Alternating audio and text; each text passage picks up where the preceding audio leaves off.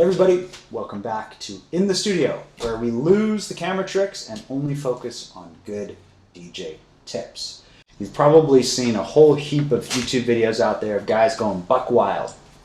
Like this guy was pretty much going completely crazy. Or perhaps you might have seen this guy, who's a little bit of a freak, but is pretty good with his fingers.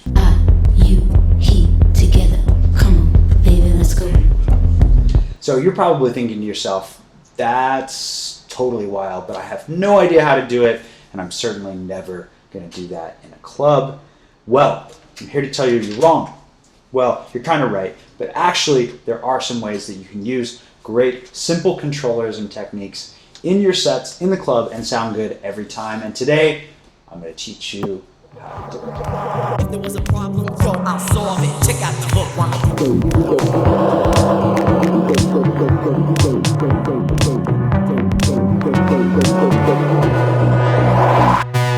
Alright guys, so for today's tutorial I'm going to teach you some techniques using my VCI 400E in Golden Edition controller. I really like this thing a lot because there's a lot of flexibility and there's a lot that you can do with it.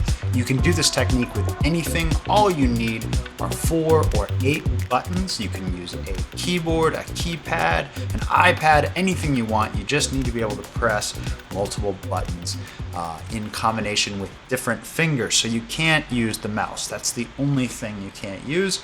All you need is DJ software, some fingers, an acapella, and an instrumental, and you'll be able to reproduce what I just showed you in this video.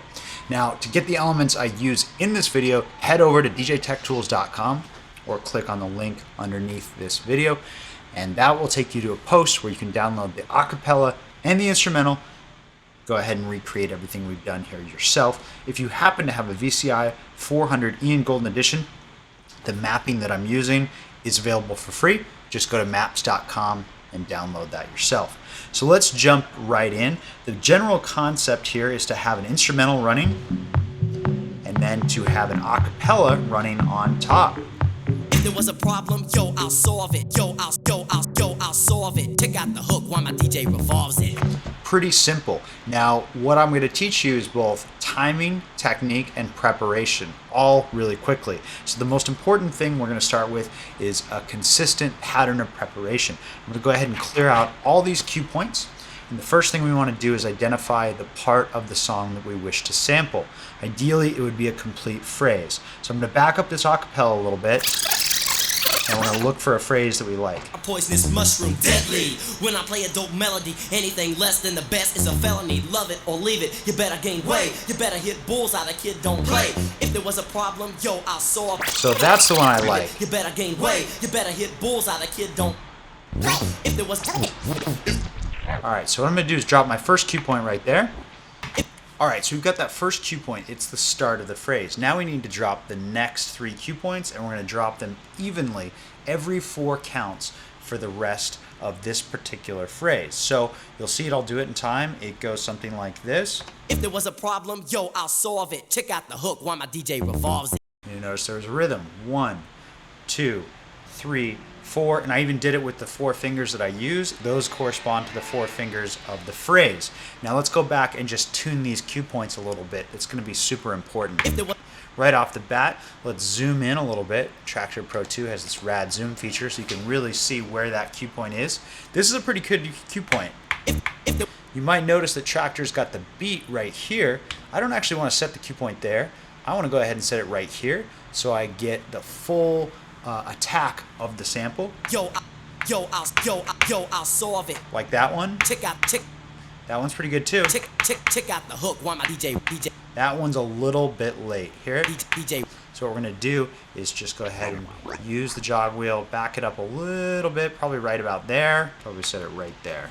DJ revolves it. So now, the first technique I'd like you guys to work on is just being able to replay that pattern in time. So we'll just get the acapella started. If there was a problem, yo, I'll solve it. Check out the hook while my DJ revolves it. So now the principle here is that you want to be able to play each of the cue points in order with the 4 fingers in time. I realize that it just sounds like the original a cappella. You might as well play it from front to back, but trust me, this is going to be useful later on. So we're just going to get it until we can play the a cappella in time with itself. If there was a problem, yo, I'll solve it. Check out the hook while my DJ revolves it. If there was a problem, yo, I'll solve it. Check out the hook while my DJ revolves. You might be tempted to always use your index finger because that's the finger you use a lot for mousing. It's the finger that's usually pretty accurate. Try to resist that. Try to use all 4 fingers if you can. I'll let you get away with 3 if your pinky, the most stubborn of the group, just doesn't want to join the crew and play well.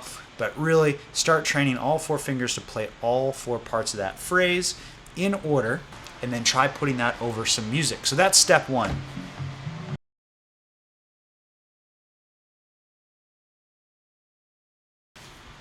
All right, now that we've got the muscle memory of each finger associated with a specific phrase, it's going to be really easy for you to create new voicings in your head and express them on the controller. The most basic one would be a simple pre-fill. So instead of playing the sample right on the 1, you'll play it on the end and the 1, giving it a little bit of a beat repeat ahead of it. You couldn't do this with a beat repeat, so it's truly a Controllerism unique effect. This is what it sounds like. If there was a problem, yo, I'll solve it. Check out the hook, DJ revolves it. If there was a problem, yo, I'll solve it. Check out the hook, DJ revolves it. If there was a problem, yo, I'll solve it. Check out the hook, DJ revolves it. There's 2 ways that we can play these cue points. We can play them with play on, which is going to continue this kind of repeat. It's really easy to play rapid fire staccato sounds with this, or we can play it with the song off in cue mode. So then we get lots of space in between the samples. And if we add some effects like reverb and delay and maybe a little bit of an LFO filter, that's going to create some dimension and start to make it sound more like an original remix. The problem, yo, I'll solve it. Yo, I'll solve it. If there was a problem, yo, check out the hook. So you can create space and let a phrase or a certain word echo out and really get into some trippy stuff. This works particularly well with this style of slow, deep house music. If there was a problem, yo, I'll solve it. Check out the hook. If there was a problem, yo, I'll solve it. Check out the hook while my DJ revolves it. So now, because you've got, again, that muscle memory, your brain is recognizing and remembering the phrases, and it's really easy to voice. And with pause on or play off, it's easy to create space and start to do really cool phrasings and little samplings of the a cappella, so it's not constantly playing, which is pretty obnoxious.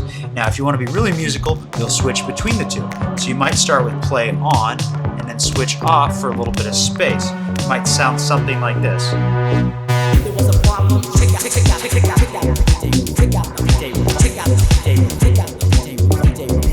DJ revolves it. If there was a problem, yo, I'll solve it. If there was a problem, yo, I'll solve it. Yo, I'll solve it. If there was a problem, yo, I'll solve it. If there was a problem, yo, I'll solve it. If there was a problem, yo, I'll solve it. Check out the hook while my DJ got the strange vibe. Some people. So there you go. That wasn't really planned at all, just a little bit of an improv, and it sounded pretty good because it was easy for me to remember if you do those basic exercises in the beginning. So you may be surprised to learn, but that's pretty much it. The technique is very simple. You want to go ahead and space 4 cue points evenly across a single phrase in an a cappella, memorize that phrase with your fingers, and then start chopping it up, twisting it around, and giving the audience something new and special every time they hear you play. It'll be a lot of fun for you, it'll be a lot of fun for them, and I almost guarantee anyone can do it.